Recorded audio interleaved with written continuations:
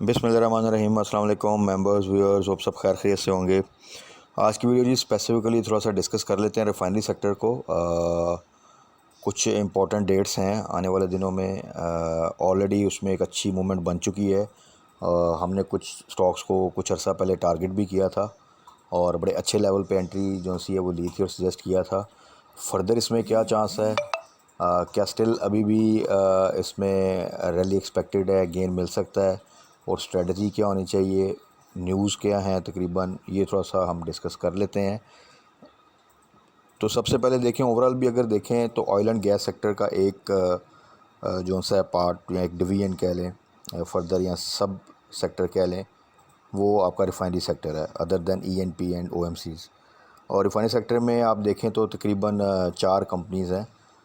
उसमें से national refinery है, पीआरएल है, अटक रिफाइनरी है, और सिनर्जी है। सिनर्जी को आप पेनी स्टॉक कंसिडर कर सकते हैं। बाकी जो ख़ास तौर पे नेशनल रिफाइनरी, अटक रिफाइनरी है, अच्छी वैल्यूएशन वाली कंपनीज़ हैं, बड़ा ग्रुप है, स्ट्रॉन्ग ग्रुप है। पीआरएल अगेन आप देखें तो वो इस वक्त उसके काफ़ी स्टेक्स पीएसओ के पास भी हैं, और ओवरऑल अगर देखा जाए तो पीआरएल काफ़ी क्राइसिस में रहा है पिछले कुछ सालों में। बट अब ये है कि आहिस्ता आहिस्ता से उसमें इम्प्रूवमेंट भी आ रही है, और एक ख़ास तौर पे अगर उसका प्रीवियस रिज़ल्ट देखें तो एक टर्न अराउंड सिचुएशन थी। इस पूरे सिनेरियो में रिसेंट कुछ न्यूज़ भी आई, क्योंकि गवर्नमेंट जो सा ओवरऑल अगर देखा जाए तो स्टॉक मार्केट के हवाले से जो मिफ्ता इस्माइल ने कहा कि आगे आने वाले दिनों में कुछ इन्वेस्टमेंट यूएई की तरफ से भी आएंगी, उसमें कुछ गवर्नमेंट इक्विटीज़ हैं जिसमें वो इन्वेस्टमेंट करेंगे। उसको भी बाद में फर्दर डिस्कस कर लेंगे। ज़्यादातर उसमें ऑयल एंड गैस की कुछ आप देख लें तो वो कंपनीज़ हैं। प्लस इस वक्त जो प्राइस अवेलेबल थी कुछ अर्सा पहले, एग्जैक्टली अगर कहा जाए रिफाइनरीज़ की, तो बड़ी अच्छी प्राइस थी, और इसीलिए हमने उसको टारगेट किया। और वहाँ से एक अच्छी खासी रैली ऑलरेडी बन चुकी है। प्लस कुछ न्यूज़ का इस तरह आना कि आने वाले रिज़ल्ट में मज़ीद बहुत अच्छे जो सी अनाउंसमेंट एक्सपेक्टेड हैं, और रिज़ल्ट की अनाउंसमेंट भी जो सी तकरीबन आ चुकी हैं कि कौन सी डेट को रिज़ल्ट अनाउंस होना है। तो उसको मद्देनज़र रखते हुए हमारे पास एक अपॉर्चुनिटी है कि जहाँ पर हम समझ लें कि 1 से 2 वीक की होल्डिंग के साथ अपनी कोई स्ट्रेटजी प्लान कर सकते हैं जिसके ऊपर हमें एक गेन मिल जाए। ओवरऑल मार्केट के हवाले से भी अगर देखें तो चीज़ें जो सी हैं वो अब पॉलिटिकल साइड पे एक स्टेटस को चल रहा है। हल्की फुल्की जो भी पॉलिसी अनाउंसमेंट्स होती हैं और जो एक नोक जोक चलती है वो चल रही है, बट कोई ऐसा डिज़ास्टरस स्टेप जो है वो कोई ऐसा नज़र नहीं आ रहा फ़िलहाल जिसकी वजह से कोई एकदम हाई लेवल पे एक अनस्टेबिलिटी हो। इकोनॉमिक साइड पे अच्छी न्यूज़ आई, और उन अच्छी न्यूज़ का रिज़ल्ट भी हमने मार्केट में देखा। जो फाइनेंशियल असिस्टेंस या एड जो हमें मिलनी है उसकी वैल्यू भी इंक्रीज़ कर रही है, वो नियर टू क्लोजिंग पॉइंट पे आ चुके हैं हम। तो इंशाल्लाह ताला उम्मीद है कि आने वाले दिनों में इस बूस्ट की वजह से जो हम एक्सपेक्ट कर रहे थे, दुआ भी कर रहे थे कि जो रिज़ल्ट सीज़न जब आए अपने फुल पीक पे और साथ में चीज़ें सेटल डाउन तब हों, तो उसमें फिर बहुत एक अच्छा रिटर्न जो है हम एक्सपेक्ट कर सकते हैं। तो उसमें हमने जो उनसे है वो अपनी स्ट्रेटजी इस तरह रखनी है कि जो जो सेक्टर्स या जो जो स्टॉक जहाँ से हमें मैक्सिमम गेन मिल सके शॉर्ट टर्म या मीडियम टर्म में, तो उनको हम टारगेट करें। और यही चीज़ हम जो है आज की वीडियो में भी डिस्कस कर लेते हैं। तो रिफाइनरी सेक्टर में देखें जी, जिस तरह पहले मेंशन किया 4 कंपनीज़ हैं। अगर इनकी हम लास्ट क्लोजिंग देखें जो कि फ्राइडे की क्लोजिंग है, तो उसमें अटक रिफाइनरी को अगर हम देखें तो इसने 152.36 की क्लोजिंग दी है। 10 रुपये तकरीबन जो सा था वो पॉजिटिव क्लोजिंग दी है इसने। लो अगर आप देखें तो इसका जो सा था वो 139 का लो लगा। 132 133 के पास जब था, बहुत ज़बरदस्त प्राइस थी जब इसको मेंशन किया था। और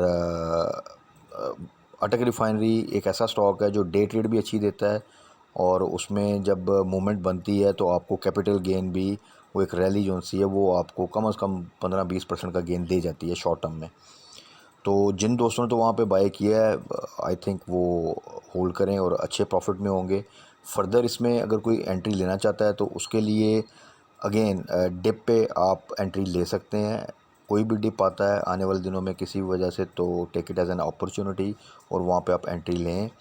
बाकी एक कंप्लीट ट्रेडिंग सेशन में अटक रिफाइनरी की प्राइस में फ्लक्चुएशन भी आती है अगर आप देखें तो, इसलिए जब भी अगर वो ओपन हो हाई साइड पे तो थोड़ा वेट कर लें, डिप पे बाय लगा दें। जब वो ब्रेक इवन उससे नीचे आए किसी भी वजह से, तो that was the best point जहाँ पे आप एंट्री लें और थोड़ा सा होल्ड करें। तो आप टारगेट कर सकते हैं 16 अगस्त को रिज़ल्ट अनाउंसमेंट है और उससे पहले रैली एक्सपेक्टेड है और आप इजीली इसको टारगेट कर सकते हैं अगर मार्केट की थोड़ी सी सपोर्ट रही, जो कि मार्केट अभी मेंटेन कर रही है। इंट्राडे करेक्शन आती रहे तो कोई इशू नहीं, वो एक अच्छी चीज़ है।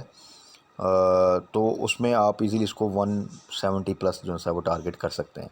तो उसके अकॉर्डिंगली आप अपनी जो सा स्ट्रेटजी प्लान कर सकते हैं। और अगर रिज़ल्ट में फ़र्दर एक अच्छी अनाउंसमेंट आती है, पे आउट के चांसेस तो नहीं है लेकिन कोई अनएक्सपेक्टेड अनाउंसमेंट आ जाती है तो देन तो फिर फर्दर रैली आप इसको 200 पे भी टारगेट कर सकते हैं।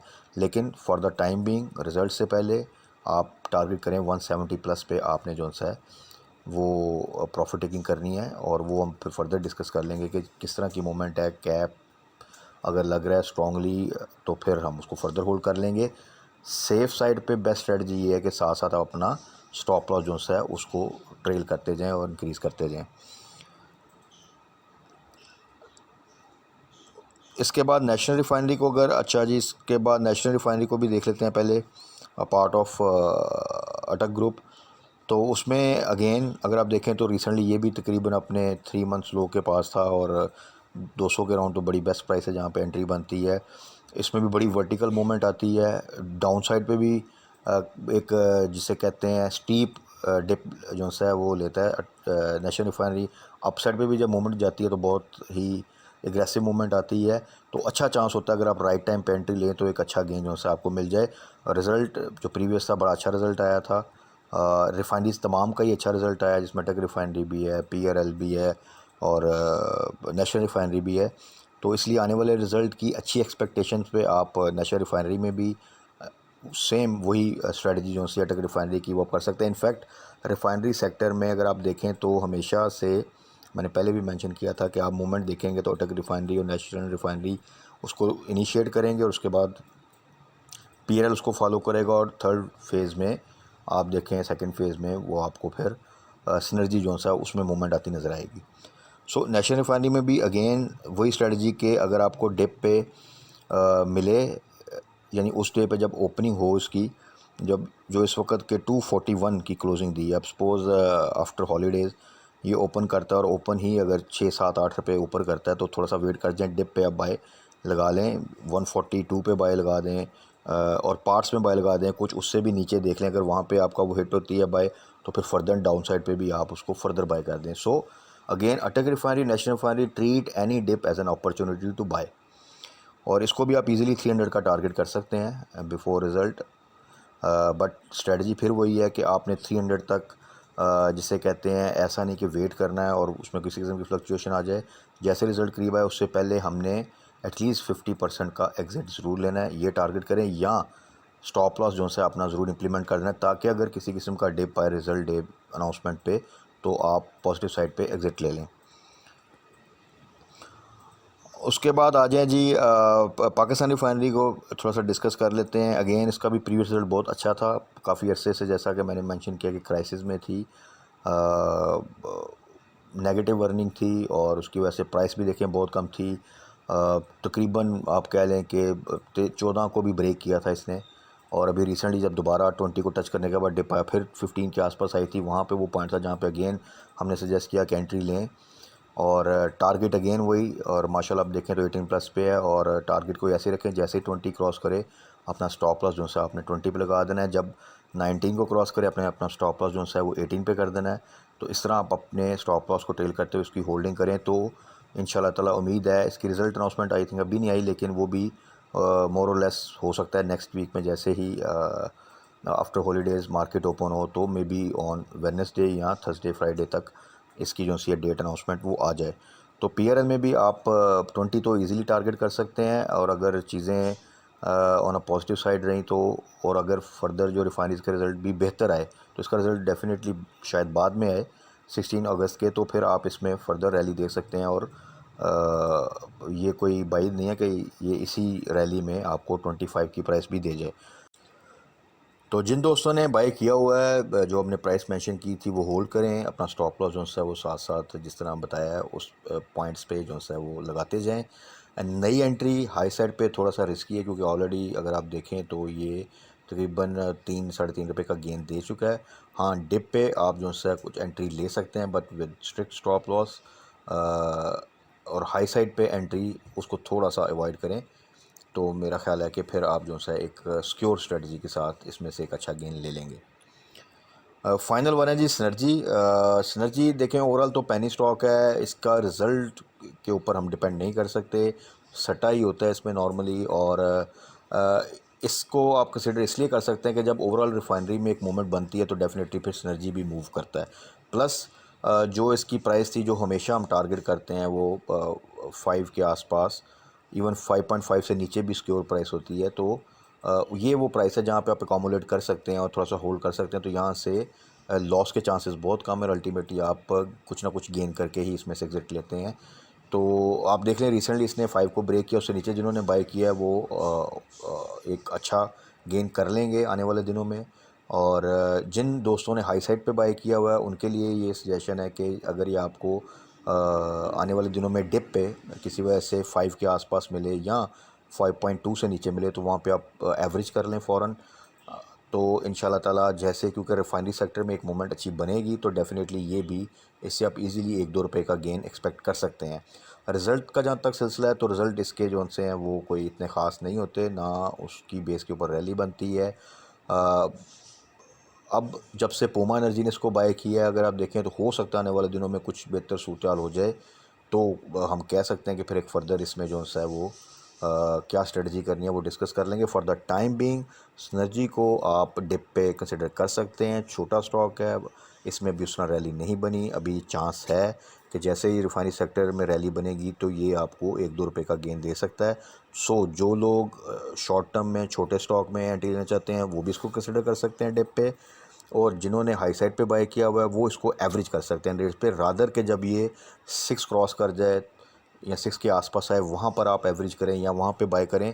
तो बेस्ट कि आप 5.2 से नीचे जैसे आपको मिले तो वहाँ पर आप, या इवन 5.3 से भी नीचे मिल रहा हो और अगर स्ट्रांगली हो तो वहाँ पे भी आप एंट्री ले सकते हैं। तो यहाँ से इंशाल्लाह ताला आप कुछ ना कुछ फ़ायदा ही करके इसमें से एग्ज़िट लेंगे। और फिर जैसे ही ये 6 को क्रॉस करे और तकरीबन 6-7% के करीब जो है वो ऊपर जाए, तो फिर आप 6 का स्टॉप लॉस जो है लगा लें, ताकि आप एक सिक्योर स्ट्रेटजी के साथ इसमें जो है वो अपनी एक पोजीशन मेंटेन करें। तो ये तो था जी रिफाइनरी सेक्टर के हवाले से। ओवरऑल मेंशन करने का मकसद ये था, बताने का मकसद ये था कि रिज़ल्ट इज़ नियर, और प्रीवियस रिज़ल्ट बहुत अच्छे आए थे। जो नेक्स्ट रिज़ल्ट हैं वो भी अच्छे एक्सपेक्टेड हैं। उस अच्छी एक्सपेक्टेशन में एक रैली जो सी है वो ऑलरेडी स्टार्ट हो चुकी है, फ़र्दर भी इसमें गेन मिल सकता है। तो इनको आप टारगेट कर सकते हैं फॉर शॉर्ट टर्म, थोड़ा सा अरसे की आप कह लें कि ये पोजीशन है और उसमें एक अच्छा गेन आप कर सकते हैं। बट हाई साइड पे आपने एंट्री नहीं लेनी। एंट्री ऑलवेज जो सा रिकमेंडेड ऑन डिप। ऑलरेडी जो हमने प्राइस मेंशन की थी, जिन दोस्तों ने वहाँ पे एंट्री ली, दैट वाज गुड। जो वो मिस कर गए और एंट्री लेना चाहते हैं उनके लिए वही स्ट्रेटजी है कि डिप पे आप बाय लगा दें, और जैसे वो वहाँ पे हिट हो आपकी प्राइस, तो वहाँ से फिर आप आगे फर्दर स्ट्रेटजी को फॉलो करते हुए जो हमने प्राइस लेवल डिस्कस किए हैं वो अपनी पोजीशन जो है वो मेंटेन कर लें। तो ये तो था जी आज की वीडियो। बाकी इंशाल्लाह ताला जो अब आपको पता है कि मंडे ट्यूसडे की भी हॉलीडे है, तो इंशाल्लाह ट्यूसडे को जो सी है वो नेक्स्ट पूरी जो सी है एक डिटेल स्ट्रेटजी जो सी है तमाम स्टॉक्स के साथ वो डिस्कस कर लेंगे। तब तक अपना ख्याल रखिएगा, दुआ में याद रखिएगा। Stay blessed. अल्लाह हाफ़िज़।